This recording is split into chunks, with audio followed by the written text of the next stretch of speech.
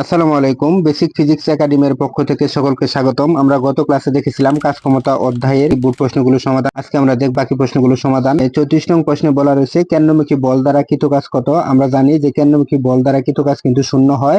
কেন কেন্দ্রমুখী বল দ্বারা কৃত কাজ শূন্য হয়? সেক্ষেত্রে বল এবং যে সরণ রয়েছে এদের মধ্যবর্তী কোণ কিন্তু 90 ডিগ্রি হয়। এই জন্য কেন্দ্রমুখী বল দ্বারা কৃত কাজের মান কিন্তু শূন্য হয়। আমরা যদি দেখি এক্ষেত্রে এই কেন্দ্রমুখী বলটি হচ্ছে এদিক বরাবর বৃত্তের কেন্দ্রের দিকে এবং বস্তুর সরণ কিন্তু এদিক বরাবর, তাহলে বল এবং সরণের মধ্যবর্তী কোণ কিন্তু হচ্ছে 90 ডিগ্রি। এক্ষেত্রে এই কোণের মান কিন্তু হচ্ছে 90 ডিগ্রি। 90 ডিগ্রি হওয়ার কারণে কিন্তু কৃত কাজের মান কিন্তু শূন্য হবে, অর্থাৎ গ নাম্বার হচ্ছে এই প্রশ্নের সঠিক উত্তর। তারপর আমরা দেখবো প্রশ্ন নম্বর 35। 35 নং প্রশ্নে বলা রয়েছে তাহমিদ ও তমাল দুজনেরই সপ্তম শ্রেণীর ছাত্র। এরা দুজনেই একটি স্কুল বিল্ডিং এর নিচতলা থেকে দৌড়ে 15 মিটার উচ্চতায় ছাদে উঠলো। এতে এদের সময় লাগে যথাক্রমে 6 সেকেন্ড ও 5 সেকেন্ড। তাদের ভর যথাক্রমে 60 কেজি ও 50 কেজি। এদের দুজনের মধ্যে তাহমিদ বেশি কাজ করেছে। আমরা যদি দেখি যে তাহমিদের কাজটি যদি হিসাব করি তাহলে কাজ ডব্লিউ সমান আমরা লিখতে পারবো বল ইনটু সরণ। এক্ষেত্রে বল যেহেতু আমাদের হচ্ছে এমজি, অর্থাৎ এফ কে বাংলা আমরা পাই এমজি, আর সরণ হচ্ছে এস। সেক্ষেত্রে যদি আমরা উচ্চতা ধরি তাহলে এস এর পরিবর্তিতে আমরা এইচ ধরতে পারি। সেক্ষেত্রে আমরা যদি তাহমিদের ক্ষেত্রে দেখি তাহমিদের ভর ছিল 60 কেজি, তাহলে 60, আর জি এর মান ছিল আমাদের 9.8 এবং সরণ ছিল আমাদের 15 মিটার। এক্ষেত্রে এটি কিন্তু তাহমিদের কাজ। ঠিক একইভাবে যদি আমরা দেখি যে তমাল এর কাজটি যদি দেখি, অর্থাৎ তমাল এর কাজটি যদি দেখি, সেক্ষেত্রে আমরা এর প্রথম ক্ষেত্রে পেলাম আমরা তাহমিদের কাজ। তমালের ক্ষেত্রে যদি কাজ W2 হয়ে থাকে সেক্ষেত্রে আমরা লিখবো তমালের ভর ছিল আমাদের 50 কেজি, এই যে 50 কেজি, তারপর জি এর মান 9.8 এবং উচ্চতা ছিল কিন্তু 15 মিটার, অর্থাৎ একই উচ্চতা। আমরা দেখতে পাচ্ছি যে এখানে এই 60, এখানে কিন্তু রয়েছে 50, যেহেতু এখানে 60 রয়েছে এই জন্য আমরা বলতে পারি যে তাহমিদ বেশি কাজ করেছে, অর্থাৎ এই W1 কিন্তু তাহমিদ ছিল, তাহমিদ বেশি কাজ করেছে, এটি কিন্তু সঠিক। তারপর তমাল কম কাজ করেছে, দেখতে পাচ্ছি যে এক্ষেত্রে তমালের ভর কম এবং বাকি মানগুলো সেম, এই জন্য তমাল কম কাজ করেছে, এটিও কিন্তু সঠিক। অর্থাৎ W1 গ্রেটার দেন হচ্ছে W2, তাহমিদ বেশি কাজ করছে, তমাল কম কাজ করছে, অর্থাৎ 1, 2 সঠিক। তারপর যদি দেখি তমাল বেশি ক্ষমতা প্রয়োগ করেছে, আমরা যদি দেখি যে তমালের ক্ষেত্রে যে সে বেশি ক্ষমতা প্রয়োগ করেছে কিনা, আসলে তমাল বেশি ক্ষমতা প্রয়োগ করে নাই, তাহমিদের সমান ক্ষমতা প্রয়োগ করেছে। কারণ আমরা যদি ক্ষমতাটা বের করি, আমরা আগে যদি তাহমিদের ক্ষমতাটা বের করি তাহলে আমরা দেখবো যে W1 ভাগ হচ্ছে এই টি সময়টি। এক্ষেত্রে W1 যেহেতু আমরা পেয়েছি, W1 ছিল আমাদের তাহমিদের ক্ষেত্রে। এই তাহমিদের ক্ষেত্রে আমরা যদি দেখি এখানে ছিল 60, এখানে ছিল আমাদের 9.8, আর এখানে ছিল আমাদের 15। এটি কিন্তু তাহমিদের ক্ষেত্রে ছিল এবং তাহমিদের ক্ষেত্রে সময় কিন্তু হচ্ছে 6 সেকেন্ড। এই জন্য আমরা 6 দ্বারা ভাগ করলে এখানে আমরা পাবো 10। যে কাটাকাটি করি তাহলে 6 10 60, 10, তাহলে 10 গুণন 9.8 গুণন পাবো আমরা 15। ঠিক একইভাবে আমরা যদি এই তমালের ক্ষেত্রে দেখি, তমালের ক্ষেত্রে আমাদের এই 50 ছিল ভর, জি এর মান ছিল 9.8, উচ্চতা ছিল আমাদের 15। এক্ষেত্রে ভাগ কিন্তু আমরা দিব তমালের ক্ষেত্রে 5 দ্বারা, কারণ তমাল সময় নিয়েছে 5 সেকেন্ড। তাহলে এই ক্ষেত্রে যদি আমরা কাটাকাটি করি তাহলে এখানে আমরা পেলাম 10, এখানে পেলাম 9.8, এখানে পেলাম আমরা 15। আমরা দেখতে পাচ্ছি 10, 9.8, 15, এখানেও কিন্তু 10, 9.8 হচ্ছে 15, এই জন্য তাদের ক্ষমতা কিন্তু সমান হবে। সুতরাং তমাল বেশি ক্ষমতা প্রয়োগ করেছে এই কথাটি সত্য নয়। সুতরাং 1 ও 2 নং হচ্ছে এই প্রশ্নের সঠিক উত্তর, অর্থাৎ ক নাম্বার যে অপশনটি ছিল এটি কিন্তু হচ্ছে এই প্রশ্নের সঠিক উত্তর। তারপর আমরা দেখব প্রশ্ন নম্বর 36। 36 নং প্রশ্নে বলা রয়েছে কতক্ষণ হাতুড়িটি পেরেকের সংস্পর্শে ছিল। এখানে উপরোক্ত তথ্য থেকে 36 ও 37 নং প্রশ্নের উত্তর দিতে বলা হয়েছে। আমরা যদি দেখি একটি হাতুড়ির ভর 1 কেজি এবং এটি 10 মিটার পার সেকেন্ড বেগে চলে একটি পেরেকের মাথায় আঘাত করলো, এতে পেরেকের সরণ হলো 2 সেন্টিমিটার। তার মানে প্রশ্নতে বলা রয়েছে যে এখানে একটি পেরেক রয়েছে, এই পেরেকের উপরে একটি হাতুড়ি এসে যখন আঘাত করলো তখন এই পেরেকটি মাটির মধ্যে ঢুকে গেছে, 2 সেন্টিমিটার ঢুকে গেল। এক্ষেত্রে হাতুড়ি যে আঘাত করলো, হাতুড়ি কত সময় ধরে হাতুড়িটি পেরেকের উপর সংস্পর্শে ছিল বা কত সময় ধরে আঘাত করছিল, এটি ছিল আমাদের প্রশ্ন। এক্ষেত্রে আমাদের মনে রাখতে হবে যে হাতুড়ি যখন এই পেরেকের মাথায় এসে আঘাত করলো তখন যে হাতুড়ি গতিশক্তি ছিল, অর্থাৎ এই হাতুড়ি যে গতিশক্তি ছিল এই গতিশক্তিটি কিন্তু কাজে রূপান্তরিত হয়েছে, কারণ যেহেতু পেরেকটি নিচের দিকে ঢুকে গেছে সেক্ষেত্রে গতিশক্তিটি কাজে রূপান্তরিত হয়েছে। ডব্লিউ সমান আমরা লিখতে পারি বল ইনটু সরণ। এক্ষেত্রে ইকে ছিল আমাদের গতিশক্তি। এই গতিশক্তিকে যদি আমরা একটু যদি ভেঙে লিখি সেক্ষেত্রে গতিশক্তি সমান আমরা লিখতে পারবো হাফ এম বি স্কোয়ার, সমান আমরা লিখতে পারবো এফ এস। এক্ষেত্রে আমরা এফ এর মানটি আমরা বের করে নিব। যদি আমরা এফ এর মানটি বের করে নিই তাহলে আমরা এখানে পেলাম half M B square divide by হচ্ছে এস। এক্ষেত্রে আমরা যদি হাফ এম বি স্কোয়ার এর মানটি যদি বসাই, হাফ আর এম, এম ছিল আমাদের এই হাতুড়ির ভর, সেক্ষেত্রে হাতুড়ির ভর ছিল 1 কেজি। এই যে আমরা দেখতে পাচ্ছি হাতুড়ির ভর ছিল 1 কেজি, তারপর হাতুড়ি ব্যাগ ছিল 10, তাহলে 10 স্কোয়ার, এক্ষেত্রে 10 10 100 হবে। আর নিচে হচ্ছে সরণ, সরণটি যদি আমরা বসাই সেক্ষেত্রে আমরা দেখতে পাচ্ছি যে হাতুড়ি সরণ ছিল 2 সেন্টিমিটার। এই 2 সেন্টিমিটারকে যদি মিটার করি তাহলে হচ্ছে 0.02। এটাকে যদি আমরা একটু ক্যালকুলেশন করি তাহলে এর মান পাবো আমরা 2500 নিউটন, অর্থাৎ বলের মান আমরা পেলাম 2500 নিউটন। এটি কিন্তু আমরা বল পেয়েছি, এই যে বল, এই বলের মান পেলাম 2500 নিউটন। এখন আমরা যেহেতু বল পেয়ে গেছি, আমাদের চেয়েছে যে কত সময় ধরে হাতুড়িটি সংস্পর্শ ছিল পেরেকের, এই জন্য আমরা লিখবো, আমরা জানি যে বলের ঘাত এফটি, বলের ঘাত এফটি জানি ভরবেগের পরিবর্তনের সমান, অর্থাৎ এমবি মাইনাস হচ্ছে এমইউ। এখান থেকে আমরা সময়টা বের করে নিতে পারি। এক্ষেত্রে আমরা এই এম যদি কমন নিয়ে নিই তাহলে লিখতে পারি বি মাইনাস ইউ। এক্ষেত্রে টি আমাদের রেখে দিলাম, তাহলে বাই এফ, এটা আমরা লিখতে পারি। এম এর মান ছিল 1 আর বি ছিল আমাদের 10, অর্থাৎ হাতুড়িটির শেষ বেগ ছিল 10 এবং আদি বেগ ছিল আমাদের 0। তারপর হচ্ছে এফ, এফ ছিল কিন্তু আমাদের 2500।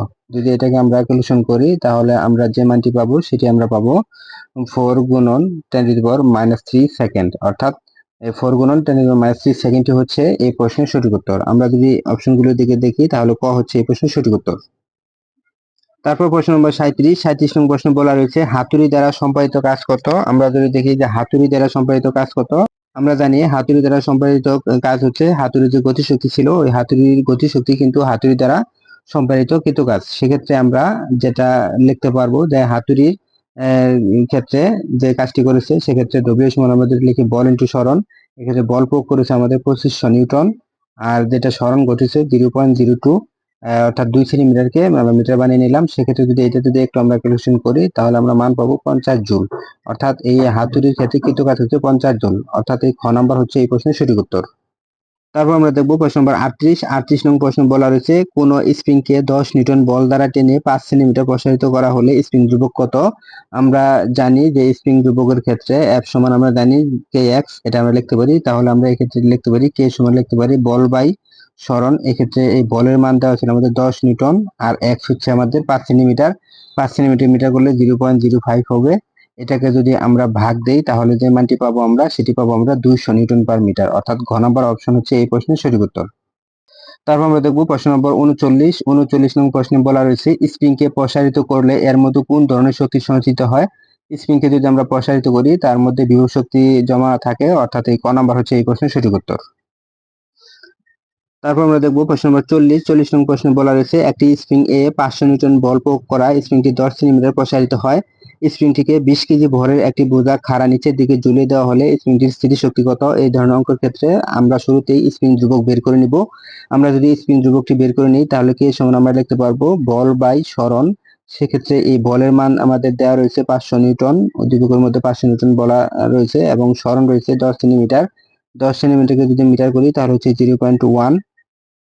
এটাকে ক্যালকুলেশন করলে আমরা পাবো 5000 নিউটন পার মিটার, অর্থাৎ 5000 নিউটন পার মিটার, এটি হচ্ছে স্প্রিং ধ্রুবকের একক। এখন যেহেতু আমরা স্প্রিং ধ্রুবকটি পেয়ে গেছি, এখন আমাদের বলা রয়েছে যে 20 কেজি ভরে একটি বোঝা যদি খাড়া নিচের দিকে ঝুলিয়ে দেওয়া হলে স্প্রিংটির স্থিতিশক্তি কত, এটি আমাদের চেয়েছে।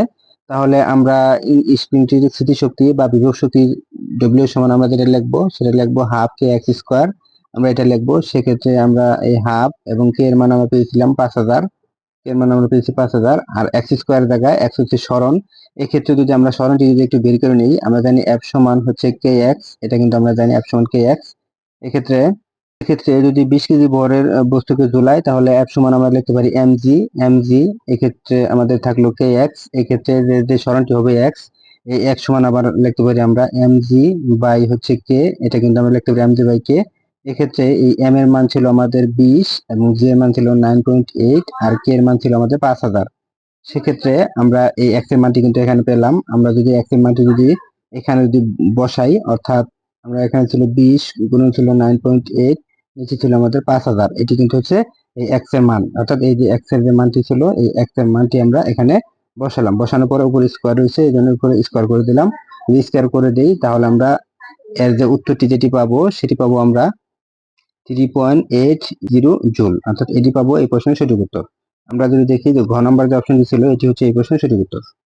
তারপর আমরা দেখবো প্রশ্ন নম্বর 41 নং প্রশ্নে বলা রয়েছে নিচের চিত্রে এম ভরের বস্তুটি টেনে ছেড়ে দিলে স্পন্দকের কম্পাঙ্ক কত হবে। আমরা দেখতে পাচ্ছি যে একটি বস্তু দুই পাশ দিয়ে দুইটি স্প্রিং দ্বারা টান দেওয়া রয়েছে এবং স্প্রিংটি যদি প্রান্ত দিয়ে আটকানো থাকে, অর্থাৎ একটি প্রান্ত আটকানো এবং অন্য প্রান্ত দিয়ে আটকানো থাকে, সেক্ষেত্রে আমাদের যে সূত্রটি হবে সেক্ষেত্রে কম্পাঙ্কের সূত্রটি আমরা লিখবো F সমান 1/2 পাই, তারপর হোল রুট এই বস্তুর ভর ডিভাইড বাই স্প্রিং ধ্রুবক দুটির অন্তর অর্থাৎ K1 এবং K2, এদের অন্তর K1 মাইনাস হচ্ছে K2। এটি কিন্তু হচ্ছে আমাদের স্প্রিংটি যদি দুই প্রান্ত বাঁধা থাকে এবং মাঝখানে একটি বর থাকে তখন কিন্তু তার কম্পাঙ্ক হচ্ছে এটি। অর্থাৎ আমরা যদি অপশন দিকে তাকাই তাহলে আমরা দেখতে পাচ্ছি যে ঘ নাম্বার যে অপশনটি রয়েছে এটি হচ্ছে এই প্রশ্নের সঠিক উত্তর। তারপর আমরা দেখবো প্রশ্ন নম্বর 42 নং প্রশ্নে বলা রয়েছে কোন স্প্রিংকে 5 নিউটন বল দ্বারা টেনে 10 সেন্টিমিটার প্রসারিত করা হলে স্প্রিং ধ্রুবক কত। আমরা এই 42 নং প্রশ্ন হচ্ছে স্প্রিং ধ্রুবক যদি আমরা বের করি আমরা জানি স্প্রিং ধ্রুবক কে সমান হচ্ছে বল বাই সরণ। সেক্ষেত্রে এই বলের মান দেওয়া রয়েছে আমাদের 5 আর সরণ মান দেওয়া রয়েছে 10 সেন্টিমিটার, একে মিটার করলে পাবো আমরা 0.1। এটাকে যদি ক্যালকুলেশন করি তাহলে আমরা পাবো 50 নিউটন পার মিটার। এটি হচ্ছে কিন্তু এই প্রশ্নের সঠিক উত্তর, অর্থাৎ ঘ নাম্বার অপশন হচ্ছে এই প্রশ্নের সঠিক উত্তর। তারপর দেখবো প্রশ্ন নম্বর 43 নং প্রশ্নে বলা রয়েছে একটি স্প্রিংকে প্রসারিত করা হলে এটি বিভব শক্তি অর্জন করে, এটি কিন্তু সত্য।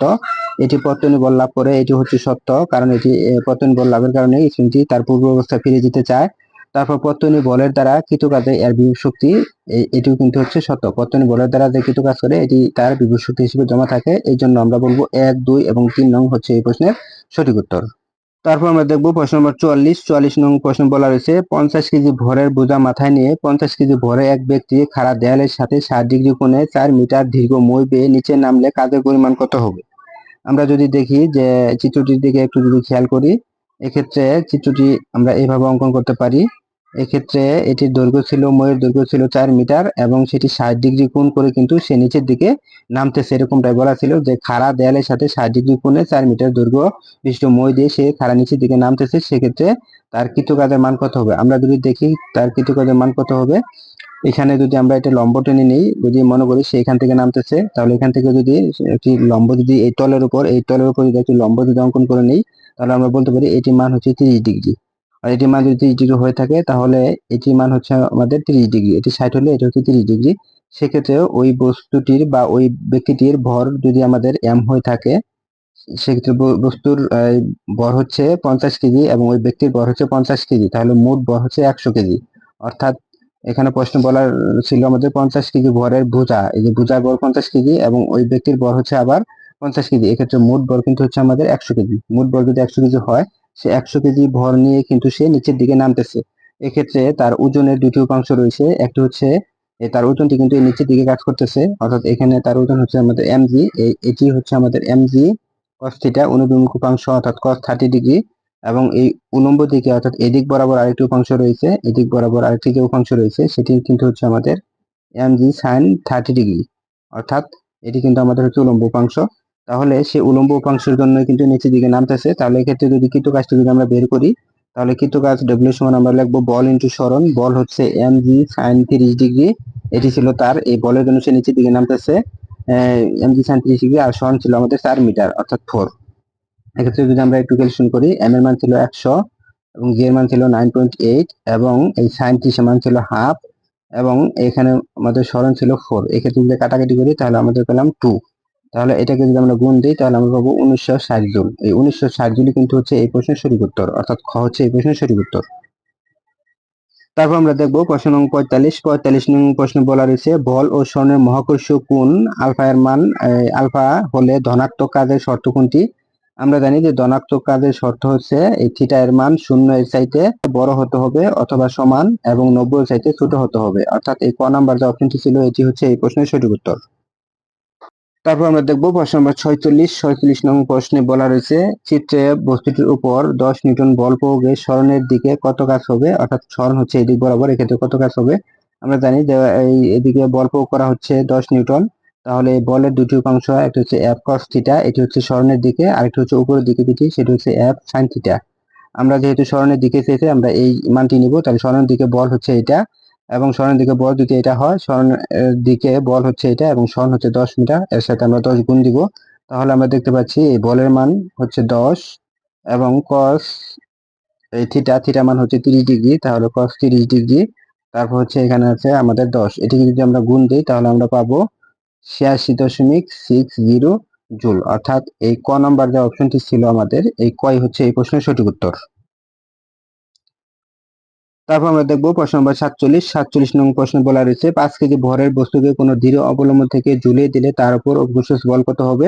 আমরা জানি যে 5 কেজি ভরের কোনো বস্তুকে যদি একটা দৃঢ় অবলম্বন থেকে যদি ঝুলিয়ে দেই, তাহলে আমাদের যে যতটুকু অভিকর্ষ বল হবে সেটা হচ্ছে mg, অর্থাৎ ওজনের সমান mg। তাহলে m এর মান ছিল 5 এবং g এর মান ছিল 9.8। এটাকে যদি আমরা গুণ করি তাহলে আমরা পাবো 49 নিউটন। অর্থাৎ এই ঘ নম্বর যে অপশনটি ছিল এটি হচ্ছে এই প্রশ্নের সঠিক উত্তর। তোমরা প্রথমবারের মতো যারা ভিডিওটি দেখছো, ভিডিওটি ভালো লেগে থাকলে একটি লাইক ও চ্যানেলটি সাবস্ক্রাইব করতে ভুলবে না। ধন্যবাদ।